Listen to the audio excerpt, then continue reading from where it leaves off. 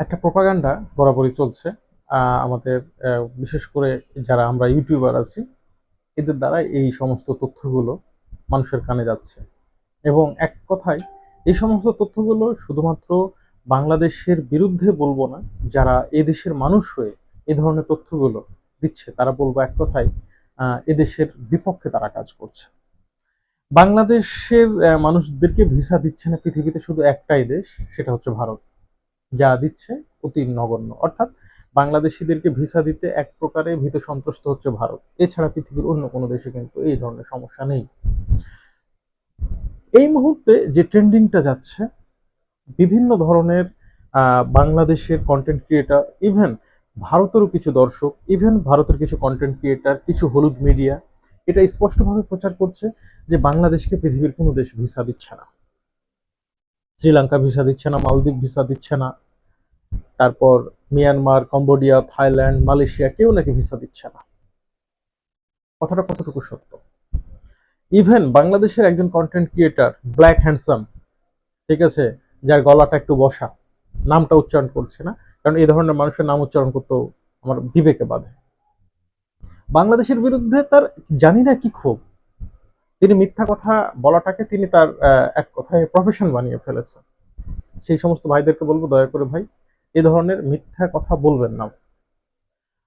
তিনি মানে হতবাক হয়ে যাওয়ার মতো কথা তিনি বলছেন, মালয়েশিয়া বাংলাদেশিদেরকে ভিসা দিচ্ছে না, শ্রীলঙ্কা ভিসা দিচ্ছে না, মালদ্বীপ ভিসা দিচ্ছে না। ভাই, আপনাদের কার কতগুলা মালদ্বীপ, শ্রীলঙ্কা, মালয়েশিয়ার ভিসা লাগবে আমার সাথে যোগাযোগ করেন, আমি ভিসার ব্যবস্থা করে দিচ্ছি।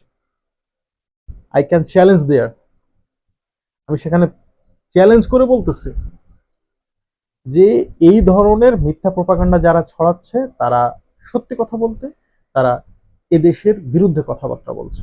একজন ইন্ডিয়ান যদি এই ধরনের মিথ্যা প্রপাগান্ডা ছড়ায় আমি ততটা অবাক হই না, কিন্তু আমি খুব অবাক হয়ে যাই যখন এদেশের একজন মানুষ, এদেশের সন্তান এ ধরনের উল্টাপাল্টা কথাগুলো বলে।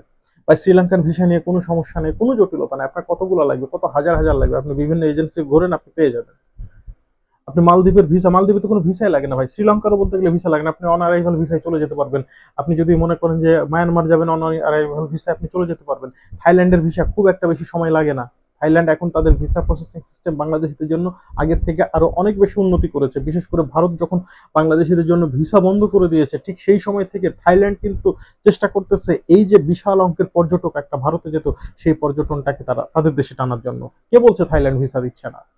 মালয়েশিয়া ট্যুরিস্ট ভিসা অ্যাভেলেবেল দিচ্ছে, কে বলছে দিচ্ছে না? হ্যাঁ, দেওয়ার ক্ষেত্রে তারা কিছু জাজমেন্ট করতেছে, কারণ অনেকে আছে ট্যুরিস্ট ভিসায় মালয়েশিয়া গিয়ে তারা হচ্ছে থেকে যাচ্ছে।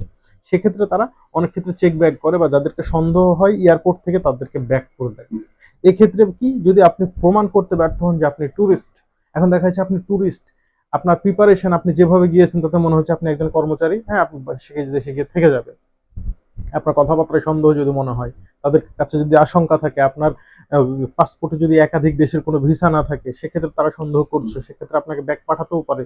আপনার ভিতরে যদি আনস্মার্টনেস কোনো কিছু দেখে, সেটা তাদের দেশের নিরাপত্তার ব্যাপার।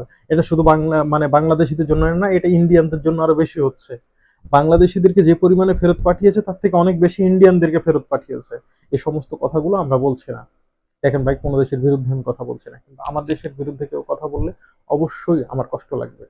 আমার দেশের বিরুদ্ধে যারা মিথ্যা কথা বলছে, আমি শুধু তাদেরকে এতটুকুই বলবো, ভাই দয়া করে সত্যবাদী হওয়ার চেষ্টা করেন। বাংলাদেশের সম্পর্কে আপনি সত্য কথা বলতে না পারেন, মিথ্যা কথাটা বলবেন না। যদি একজন ইন্ডিয়ান বলে আমার বলার কিছু নাই, কিন্তু এখন একজন বাংলাদেশি কন্টেন্ট ক্রিয়েটর যখন বলে, তখন সত্যি সেটা খারাপ লাগে। আমি আপনাদেরকে বলছি, এই ধরনের কোনো ঘটনা ঘটেনি। বাংলাদেশিদেরকে পৃথিবীর প্রত্যেকটা দেশ ভিসা দিচ্ছে, প্রতিটা দেশ ভিসা দিচ্ছে, কোনো দেশেরই বাংলাদেশিদেরকে ভিসা দিতে কোনো প্রকার সমস্যা নাই। এদিকে চীন বলেন, নেপাল বলেন, ভুটান বলেন, প্রত্যেকটা দেশ আমাদেরকে ভিসা দিচ্ছে, এবং প্রত্যেকটা দেশের সাথেই যেমন যোগাযোগ ছিল তেমনই আছে, শুধু ভারতের সাথে আমাদের যোগাযোগ নাই।